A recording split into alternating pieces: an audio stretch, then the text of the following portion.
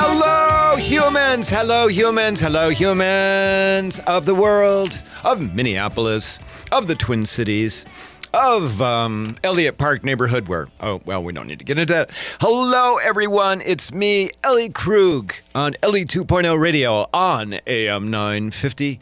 How are you? Happy second Monday of January 2020. And I do need to tell you, like right off the bat, and remind you, this show is taped, unfortunately. I am taping this on January 6th, a week before this show airs. And the only reason I'm mentioning that right now at this moment is because we aren't even a week in to 2020. And all of the crap has hit the fan in a variety of ways.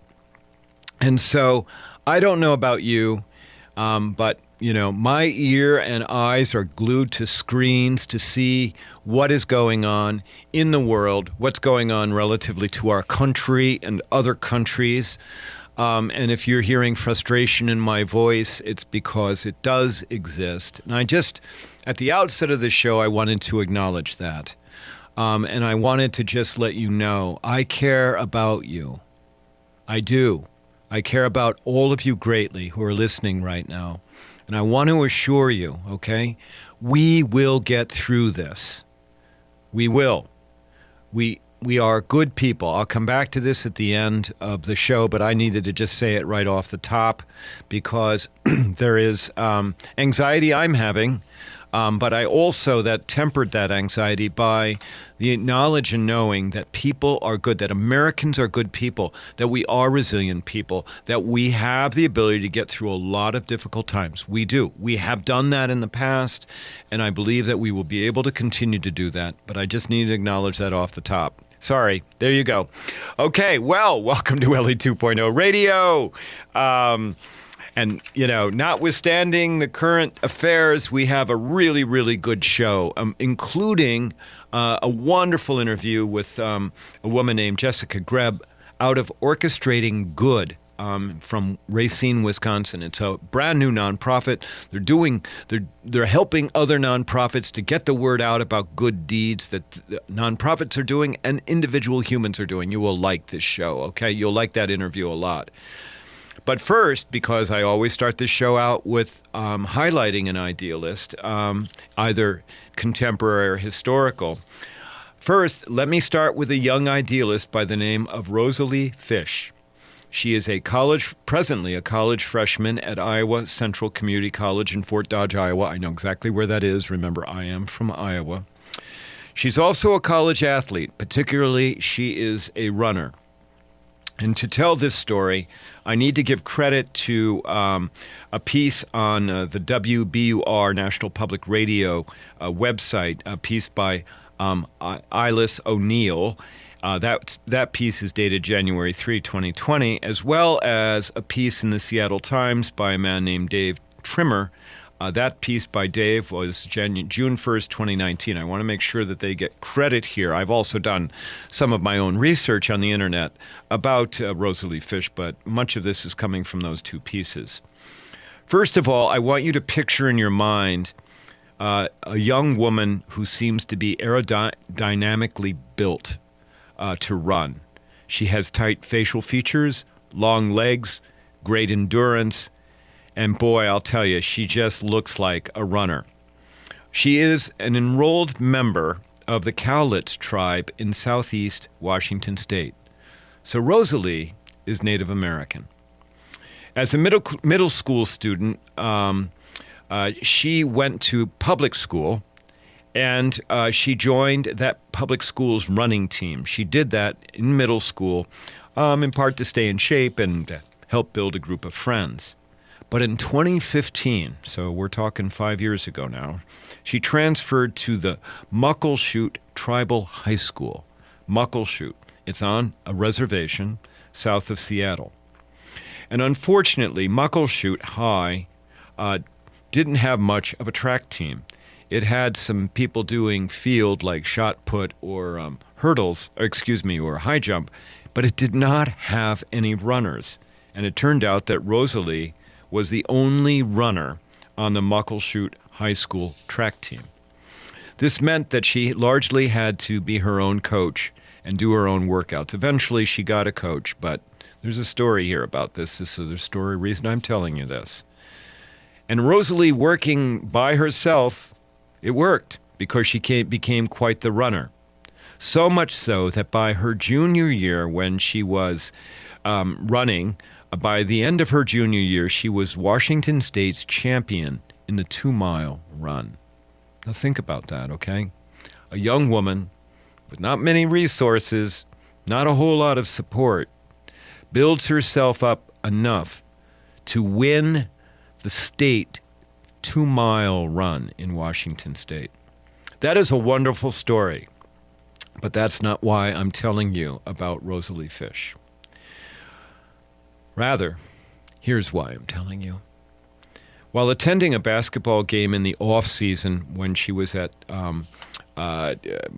Muckleshoot High, and by the way, Muckleshoot High is grades 1 through 12, so it's an all-encompassing school. Okay, early on, when she started at Muckleshoot, she was at a basketball game in off-season for track, and she went into the restroom of the school, and the visiting people from the visiting school had written and painted graffiti in the restroom of the Muckleshoot school.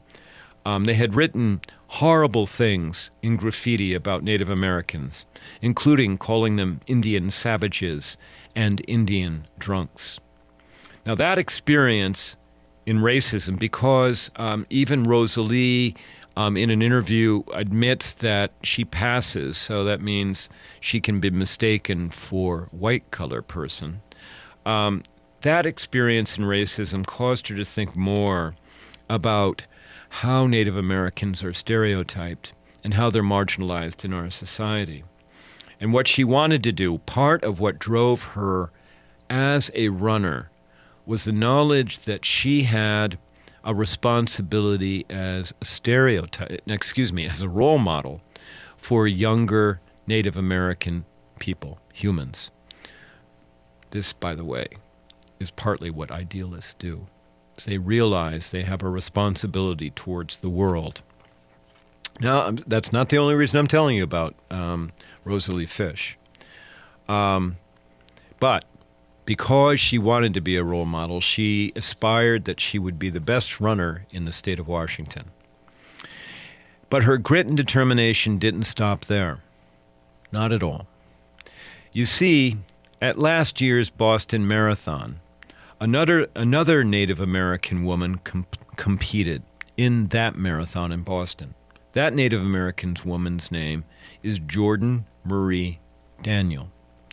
And in the 2019 Boston Marathon, Jordan ran with a red handprint painted over her mouth. Now, we are talking, it looks like somebody dabbed, and very well maybe Jordan dabbed her hand in red paint and put it across her face. Very, very obvious. And on Jordan's leg, she had painted the letters MMIW, which stands for Missing and Murdered Indigenous Women. Now, you understand that Jordan did this because there's an epidemic of indigenous women, Native American women, who go missing, both here in the United States and in Canada. And many of them go missing because they are murdered. And many times their bodies are never found. You may recall a couple of years ago there was a movie, Wind River, starring Jeremy Renner. And in that movie, that is about a Native American young woman who goes murdered, and it's a murder mystery about who caused that murder of her. And as it turns out, murder is the third leading cause of death among Native women. In Canada, Native American women are 40 times more likely to be murdered than non-Native women. I mean, this is an epidemic. And so for the Boston Marathon, Jordan Marie Daniel decided that she would dedicate each one of the 26 miles of the marathon to the memory memory of and in honor of a Native American woman who'd gone missing. Okay, all right, so that's something that happened, Boston Marathon, April of 2019. Rosalie Fish saw this, and it hit home because Rosalie's aunt, Alice Looney, disappeared in August of 2004 when Rosalie was 3 years old. A year later, Alice Looney's body was found without anyone ever being arrested for her murder. So Rosalie Fish, knowing this, seeing one role model, that role model being Jordan Marie Daniel in the Boston Marathon, caused Rosalie Fish to decide that she would do the same thing. Now, mind you, when she does this, she's a high school student in a tribal school. And so what Rosalie Fish started doing was doing the very same thing, putting a red handprint across her face, across her mouth, and painting the initials MMIW on her leg in red. And then Rosalie started to dedicate each race she ran to a murdered or missing woman from the Cowlitz tribe. And you know what? Rosalie Fish continued to win. So, last spring of 2019, she placed first in the 800 meters and the 2-mile races for the state championships in Washington State. And then in the 400, she came in second, but she considered that good enough. All along the way, with each race, she reminded the world and those at her reservation that we need to pay attention to how Native people are treated generally, and how Native American women in particular endure a special kind of loss and marginalization. I urge you to Google the name Rosalie Fish and read about this young idealist. I hope to someday have her on this show, my producer I just winked at, so that we can all be inspired by her. And maybe my connection with Iowa might help. But regardless, Rosalie Fish, she is what idealism looks like in this country. She is what idealism looks like in this world. And you know what we need to do? We need to pay attention to that. We need to support that. We need to talk about Rosalie Fish, and we need to do everything we can to learn more about murdered and missing Indigenous women. You're listening to me, Ellie Krug, Ellie 2.0 Radio, about idealism, pushing the envelope, challenging you. We'll be back in a second with the big interview. Thanks. Brending Electrolysis on Grand Avenue in St. Paul has been a leader in permanent hair removal for people of all skin types and backgrounds for over 30 years, celebrating diversity and priding themselves on finding the right treatment plan for each client's individual needs, regardless of race or gender. Services include electrolysis, body waxing, facials, microneedling, and permanent makeup. Book your 60-minute complimentary consultation, including a 15-minute treatment today for beautiful, lasting results. Visit brendingelectrolysis.com. Better Futures Minnesota impacts the community by addressing root causes of poverty, homelessness, dependency on public assistance, and high rates of untreated trauma that often lead to incarceration. The lives of men served have been marked by chaos, violence, and loss, which contribute to feelings of devaluation, rage, and lost human potential. Healings from this trauma is essential before participants can succeed as workers, fathers, and responsible community members. Learn how you can support our efforts at betterfuturesminnesota.com.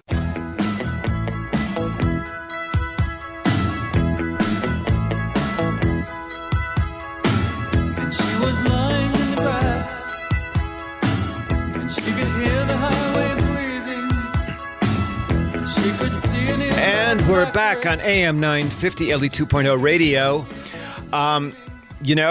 Again, please go check out Rosalie Fish. Go just Google her, as I said at the end of last segment. You will not be disappointed by reading about such an inspirational human. And now, talking about inspirational humans, inspirational organizations, I have on the line with us for the big interview, I have Jessica Greb from, I think it's Racine, Wisconsin. Jessica, are you there? I'm here. Good morning. Good morning. Welcome to Ellie 2.0 Radio. Jessica, I'm having you on the show because you are, I think, the founder, if not the founder, one of the architects of an organization, is, I believe, again, out of Racine, Orchestrating Good, the name of the organization. Do I have that right? You are correct. Okay. All right. Well, that's great. And Jessica, I'll tell you, the reason I'm talking to you is over the holidays. You know, you may not know this about me, but I'm a news junkie. I'll just sit on my bed sometimes and just for 45 minutes take in all kinds of news feeds and figure out whether there are some things there that are of interest to me around this topic of idealism. And I saw a news feed come through about you and some of your colleagues from Orchestrating Good going to a restaurant, again, I believe in Racine, and giving a server there, a female woman server there, $100 each from your group. So it turned out to what, $1,300? Do I have that right? You are correct. Yes.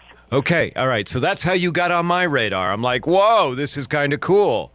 And I know most recently, holiday season, we've been seeing a number of people that have been doing this, going to restaurants and giving servers, you know, that kind of money. I mean, my personal view is, why couldn't we do that all year round? But nonetheless, and so you got on my radar that way. And so can you tell us, what is Orchestrating Good and how did it come about? Well, first of all, I'm just really excited that you heard about us through that story. We did not intend for it to grab the audience that it did when we did do that, and we're so encouraged that it actually reached people across the ocean, and we're hearing that we've been able to inspire a lot of people as a result of that. And the mission component to Orchestrating Good is to collaborate with our communities and to compose, recognize, and support the good that's happening all around us. Okay, well, and you and I have that in common, okay, because I have a saying when I do my training on human inclusivity, I say, you know, I talk to people, I say, if you go on Twitter right now for just 5 minutes, it looks like all we do is hate each other. And frankly, what I'm finding through my training, as my listeners have heard multiple times, is that I think that we all care about each other way more than anybody thinks. Oh, absolutely, without a doubt. Without a doubt. I think when you give people the opportunity to make a choice, I think they're gonna choose good. So how did Orchestrating Good come about? And how long has it been around? So it's only been around a little over 4 months, which is kind of crazy to me. But really, it all evolved with me turning 40 years old this past summer. And my husband had been asking, you know, where do you want to go for a trip? How are we going to celebrate? And I reflected on how blessed I have been in my life and thought, you know, I can go on a trip at, you know, any time and I see my friends not as often as I'd like, but we could pull that together pretty quickly. Like, I want to do something a little bit different. So I have worked for a nonprofit and volunteered at other nonprofits for the past 20 years and had a real soft spot in my heart for all of the little ones, especially that don't get the visibility that some of the others do. So I wanted to go out and compose 40 good deeds in a single day. And so I gathered 7 of my closest girlfriends that have influenced me in my life and planned a day to do that and didn't tell them what we were doing. You didn't tell your friends what you were going to do? No, I love a great surprise. I did tell them, I'll have a shirt for them to wear. We're all going to be, I rented a big van and had someone drive us. Didn't tell the driver where we were going, just would give them an address as we went throughout the day. And then I'd become great friends with a local filmmaker and had reached out to him earlier in the spring and thought this is something that I want to videotape and have a memory of. So him and another cameraman spent the day with us filming everything that we did so that we would have that. Okay, and so this was 4 months ago that you did this? 40 good deeds in a day? And so Yep, what were we the did this in August. Okay, what were the 40 good deeds? Give us an idea of some of those deeds. Not all of them were working directly with nonprofits, but a good handful of them were. So there's nonprofits in every community. There's thousands of them if you really start looking. And Yep. what I wanted to do is reach out to some of them that I had worked with or had heard about, and I learned more and figured out ways for us to be able to interact with them on this day, one of which is a nonprofit called Feather and Nest, and they work with local homeless shelters to place furniture in homes for people who are transitioning from homelessness into housing. So we had the opportunity to go to a house and help them bring in the furniture, set it up for the individual that was going to be calling that place home. Okay. So we did a lot of different things throughout the day, and how we got to 40 was I had some cards made up, and I am working on having more, so I'll be able to pass them out to the public. But I think we can all do a better job of looking at the good that's happening, like I said, every day around us. And since I've decided to shift my focus to this, I see so much of it all the time, and it's in little subtle ways. And I think when we have the opportunity to tell someone, thank you for doing something good, or thank you for what you did made me feel a certain way, I think we should pause and take the time to do that. So these cards, I had put $10 in each of these cards and asked the girls, I gave them all a handful of them and asked them to walk. We spent some of the time in Milwaukee and asked them to walk the city and look for people doing good and talk to them about it. Okay. Phenomenal idea. Just a really great idea. We've got just about 30 seconds here. Can you let our listeners know how big is Racine? How large is the metropolitan area so we can get an idea of what you're working with in that community? That's a really great question, and I don't know that I have the answer for it. I'd have to check it out. But we are, if you are familiar with the size of Milwaukee, we're pretty similar in size per as far as people count is considered. Okay. All right. Well, we can figure that out. All right. Well, listen, Jessica, we're going to need to take a break. And when we come back, I want to learn more about orchestrating good and a little bit more about why you're such an idealist. Okay? Sounds great. Thanks. All right, so listeners, we've been speaking with Jessica Greb from Orchestrating Good, an organization, a startup organization, barely brand new, out of Racine, Wisconsin. If you like what you hear about this show, please visit my website at elliekrug.com. I love to hear from you, so email me at elliejkrug@gmail.com. Follow me on Twitter at elliekrug, and follow me on Instagram at elliejkrug. And so, and when we come back, we'll do a little bit more speaking with Jessica. Thanks. At Better Futures Minnesota, our purpose is to fuel and guide our men's desire to turn their lives around and walk a new path toward better health and success. We are intent on changing the costly systems and practices that produce poor results and perpetuate the chaos and cycles of dependency experienced by men who have faced incarceration. We are building a movement that supports personal transformation and a healthy, vibrant community of men. Visit us at betterfuturesminnesota.com to learn how you can support our movement.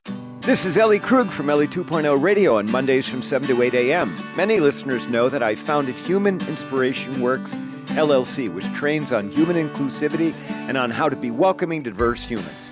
Today, organizations of all sizes find that they need to train team members on diversity and inclusion. I can do that. Many say that my trainings change the way they see the world. I'd love to help make your organization more welcoming. For more information, go to humaninspirationworks.com. Thank you.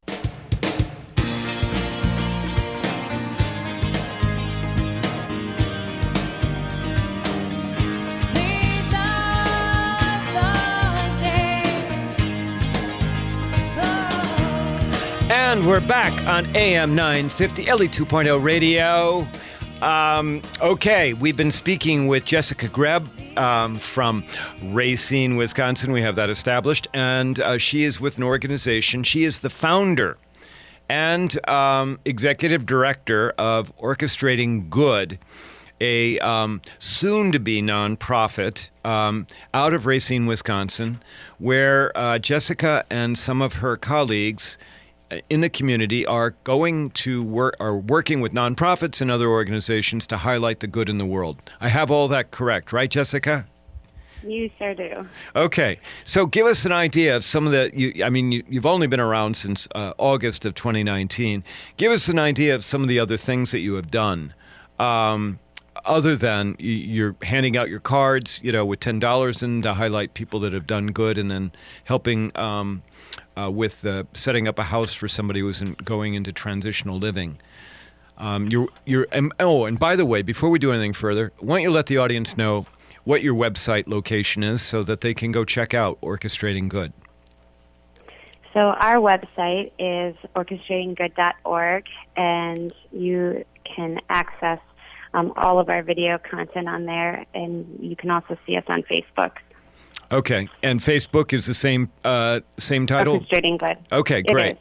All right, Thank so you. I did go on your website, and I did look at some things. I mean, for example, you did something with a haunted house in Mount Pleasant, Wisconsin. What was that all about? Sure. So a member of our local community had reached out to me and said, I know that in Racine we have what we call COP houses, and they're community-oriented policing. So there are police officers that are stationed at these houses throughout the city in kind of some rough neighborhoods. And those houses are there to help build trust within the community and have relationships with those who live there with the police. And for the past couple of years, this particular house had, the men in the house had been putting together a haunted house for all of the children in the neighborhood. So these were the police officers who were doing that? Yes, okay. They did that. So, okay. Yep, so they organized this haunted house, and from what I understood it initially hearing, they just would go all out and they'd, work with other individual organizations in the community to, solicit some support with candy and pumpkins and really give these kids a fall Halloween traditional experience that they probably typically wouldn't have if they didn't do this for them. Okay.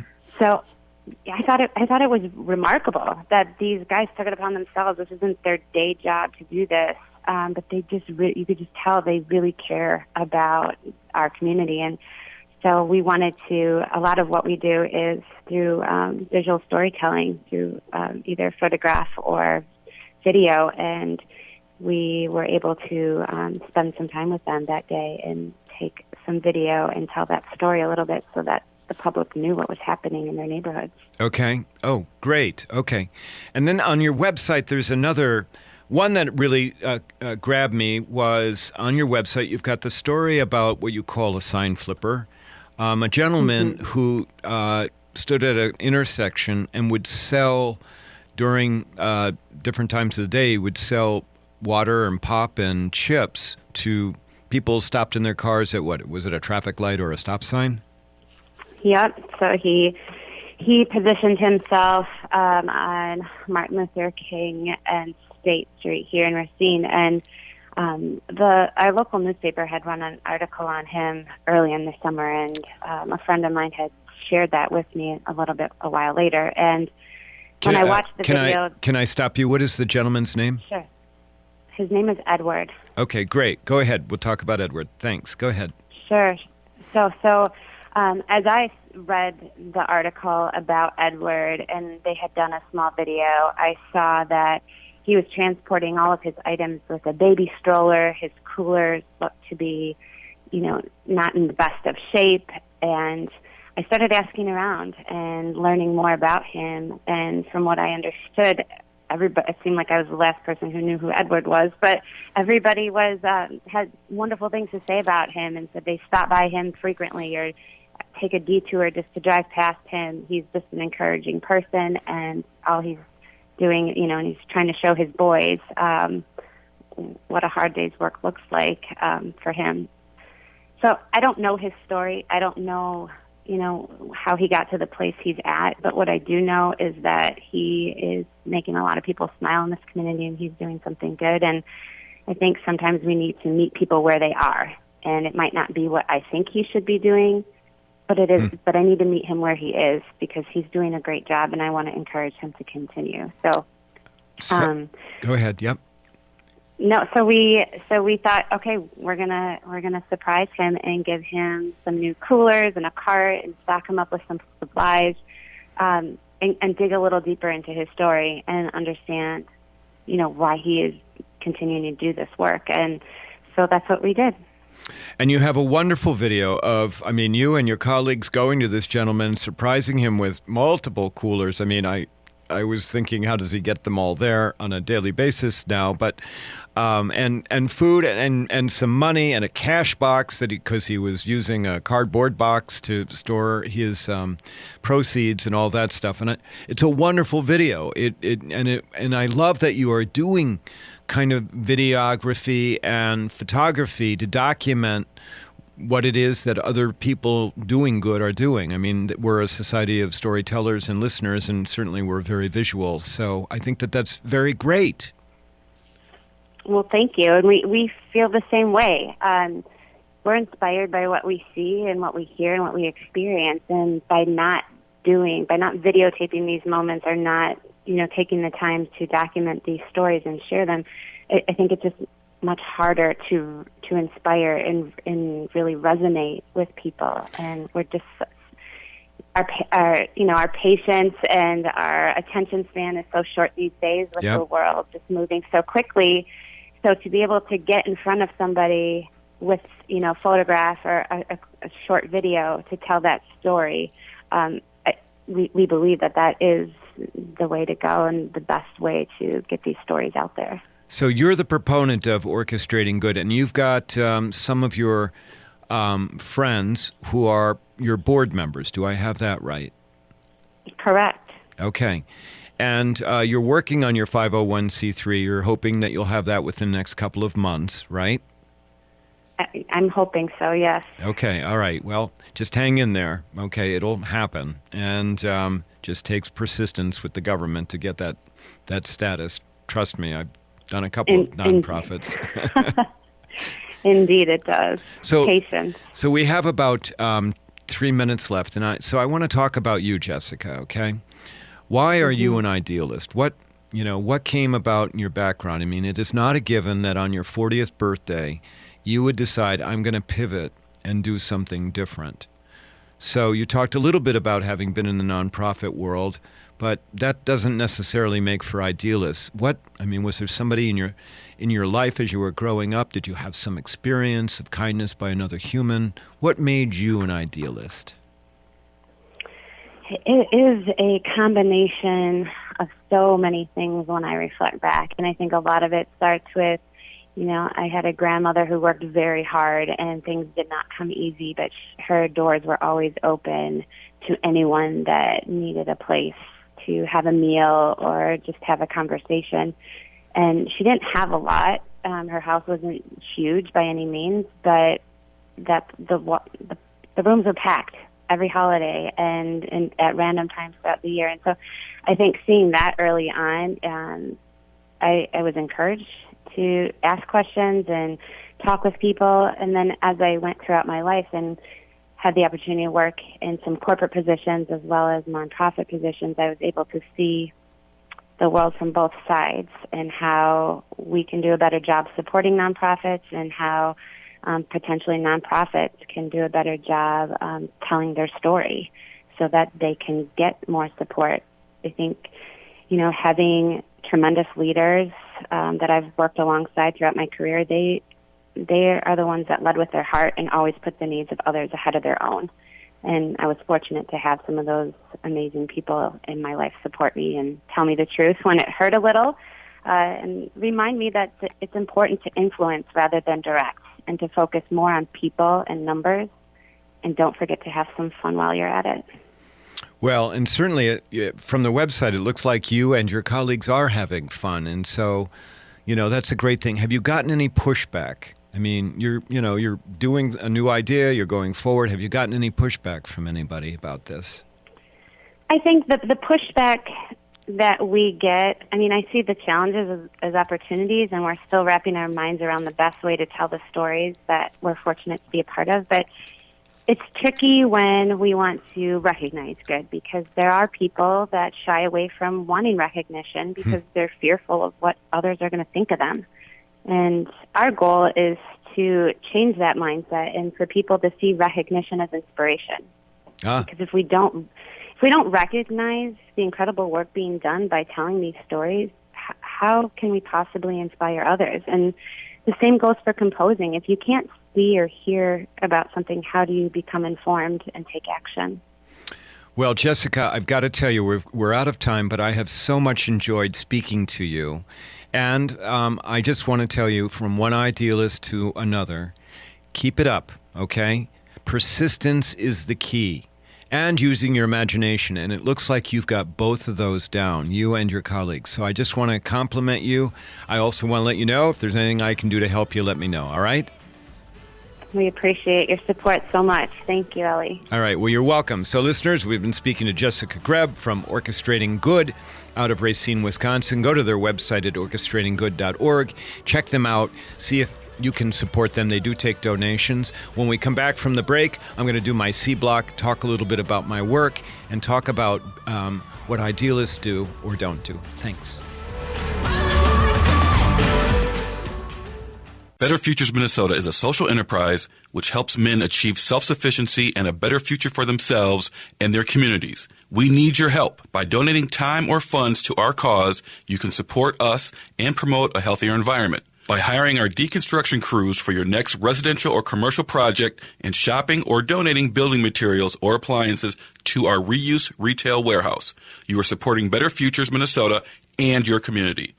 Please visit betterfuturesminnesota.com to learn more. Brending Electrolysis on Grand Avenue in St. Paul has been a leader in permanent hair removal for people of all skin types and backgrounds for over 30 years, celebrating diversity and priding themselves on finding the right treatment plan for each client's individual needs, regardless of race or gender. Services include electrolysis, body waxing, facials, microneedling, and permanent makeup. Book your 60-minute complimentary consultation, including a 15-minute treatment today for beautiful, lasting results. Visit brendingelectrolysis.com. How long till my soul gets it right?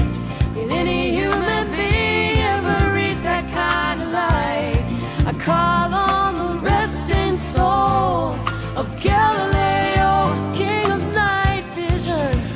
And we're back on AM 950, Ellie 2.0 radio. Okay, Jessica Greb, she's a brand new, learning from the straps up executive director of a fledgling nonprofit, Orchestrating Good. But you know what? I love the concept. I love the idea of going out and highlighting people who are doing good. I probably need to do more of that myself. Although I think partly I do that through the show. Just saying. Okay. All right. Well, we're in my C block here, where I talk about my work as an idealist, or at least alternately tell you what's on my idealistic mind. So I've got a couple of things to share with you, and not a whole lot of time to do it. First of all, I'm happy to report that after a 5-week break, which was, on the one hand, nice. On the other hand, if you're a speaker and trainer, 5 weeks is a long time to go without doing that work. After a 5-week break, I am back to speaking and training. I am. I've given my gray area thinking human inclusivity training at several churches so far this year. And tonight I will be doing a Transgender 101 talk for some educators in Anoka. If you know anything about the Anoka Community School District, you know that work is very much needed. And it feels good to be back, particularly at this time now when so many things seem to be beyond our control. So now I'm kind of doubling back to what I talked about at the beginning of the show. Because it seems like there's a lot of things that are beyond our control right now. And so for me, when I'm doing my speaking, when I'm standing up in front of audiences, when I'm sharing ideas about how we can be better to each other, when I'm sharing ideas about how to be more inclusive of people, inclusivity simply is making people feel as if they matter, as if they're of value. At least when I'm doing that, standing in front of audiences, I feel like I am somewhat more in control, and I certainly feel like I'm trying to do good in the world, okay? And, people do like my work, so not that we need to get into that. But having said that, all of that takes me back to Rosalie Fish. who I spoke about, who was our featured idealist in the first segment of this show. I don't usually double back to those featured idealists, but I've got to tell you, I am so taken by this young woman and by her bravery and her courage that I need to talk about her a little bit more, okay? Because I highlighted a couple of stories about her, but I also did some research about her, and I came across a video interview that she gave after the state track meet where she won all of those medals. Remember, she took first place in a couple of races, the 2 mile, and I think it was the 800 meter, and second in the 400. And what this interview was, the interview caught her in her track outfit, the red hand across her face, caught her holding a placard with the medals draped over, the placard, and the placard was divided in different columns, and each column had the name and a little bit of the story of the missing or murdered Indigenous woman that Rosalie had dedicated the race for. Okay? Now, so we've got an idealist, okay, who is walking the walk, and she is holding this plaque. It's after her race. There are people coming up to her, people with tears in their eyes, people thanking her for being who she is. And this guy, the correspondent comes up and he talks to her. And one of the things that he did, and this is why I'm telling you the story, one of the questions that he asked her was, had she requested permission from the school to begin wearing the red handprint, the red hand across her face. Did she ask for permission to do that before she started showing up at track meets with that red hand across her mouth and with the MMIW written in red on her thigh? Her reply back was no. She hadn't asked for permission. And she had instead just started doing it, like Jordan Murray Daniel that I talked about, who had done that in the Boston Marathon in April of 2019. And Rosalie Fish went on to say that the reason that she did not ask for permission was that she did not want to give anybody an opportunity to tell her no. The takeaway from that, please, and I will try and endeavor to include the link of that interview on our website when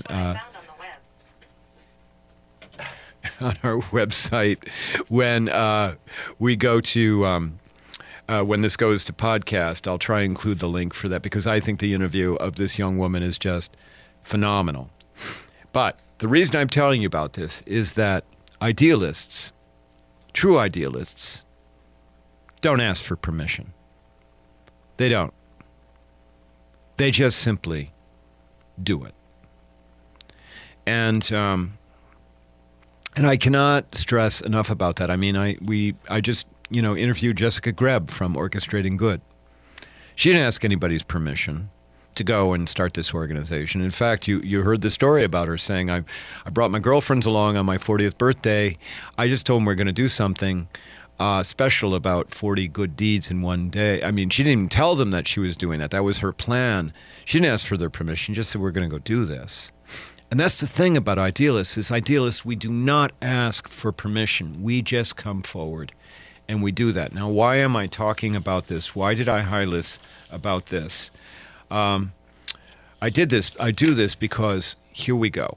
Last week, and I don't, want to overemphasize this, I talked about the need in October of 2020 that we need to get into the streets. I may have been wrong about the timing on that. We may need to be in the streets now. We may need to be in the streets here in January of 2020. We don't need anybody's permission to go into the streets. We don't. But we darn well very well may need to be in the streets, letting our government and our elected leaders and other people know that what's going on in our country right now is totally and completely unacceptable. That's what idealists do. We just show up. Okay, I've run out of time. I don't have any more time to talk about that, but you've got the sense, and you know how serious I am about this. Okay, I need to thank the sponsors for this show, Brending Electrolysis. Tell Bev Brending that I said hello. She does great work, and Better Futures Minnesota. We are looking for more sponsors. If you run an organization or a company, if you'd like to sponsor the show, please do that. I would really, really like that. Reach out to me at elliejkrug@gmail.com. Also, I want to do a big thanks to my producer, Brett Johnson, who always makes this sound so incredibly good, even when I screw up. And I want to thank you, my listeners. I'm hearing from you across the world, actually, that you like this show. Tell others about it. I'll be back next week. In the meantime, do good, be well, and believe in the goodness of humans. Thanks.